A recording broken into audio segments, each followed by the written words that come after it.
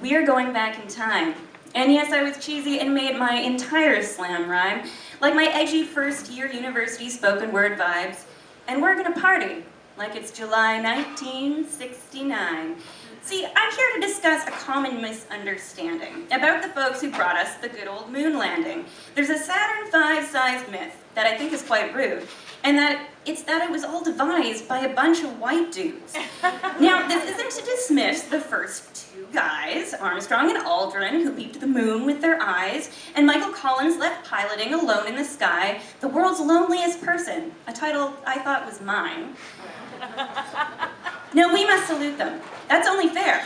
But we also got to give credit to the ladies who got them there. Now let's first think about chasing their path, which would take an unholy hell amount of math, a task no one can manage except maybe one, the brilliant and cunning Katherine Johnson. The first to calculate the American's orbiter, she worked at NASA as a human computer. She became known as such a number-crunching badass that John Glenn refused to launch until she checked the math. Using Euclid's method and equation skills no one had seen, she calculated the course for Americans' moon-age daydream. Side note, the next time someone says a little too hastily that women don't belong in today's tech industry, remind them that computers used to be literally rooms full of women doing math on the daily. Now, just like there wasn't any glory in crunching NASA's numbers, a lot of ladies became the first programmers of the electronic computers when they hit the scene, and the Apollo 11's in-flight software was built by a team led by Margaret Hamilton, a glorious nerd who gave herself a title that no one had heard. "I'm a software engineer," were the words that she spoke, and the men around her just thought it was a joke. But that mission was built on this boss's code. And when the capsule's computers started to overload and they were trying to land on the surface at last on the dark side of the moon and time for communication had passed, Hamilton's software knew to clear all tasks, which ended up saving everyone's ass. So last week at work, this guy came up to me and said, "Why hasn't there been any women in astronomy?"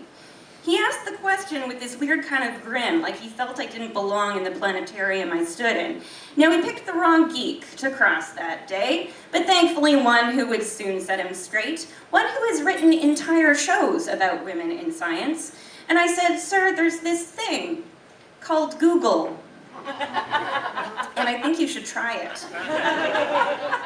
You should look up Carolyn Herschel, Maria Mitchell, and Beatrice Tinsley, Agnes Clark, Vera Rubin, and Dorothea Klumpke, Mary Somerville, Nancy Roman, and Cecilia Payne-Pushkin. But don't just Henrietta leave it there, my friend. Look up Jill Tarter, Jocelyn Bell Burnell, and Katie frickin' Bowman. Dude, we gave you the comets, orbiting telescopes, the co-discovery of pulsars, the period luminosity relationship, the main contents of stars. Hypatia of Alexandria has a legacy 1,600 years old.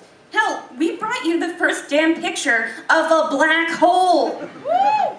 Women have been space racing since the start of its time. A woman went into orbit before an American would ride. A lesbian may have committed the first ever space crime. What? And McLean, look it up. That shit's wild. I said, "Space neuroscience, sir, is the topic of my thesis." And he just said, "Huh, really? You don't look like a scientist." But for the space race greats to the discoveries of today, with my cheesy slam poem, I wanted to say, so their memories don't redshift and just fade away. The women of space have always been here, and we're here to stay. Woo!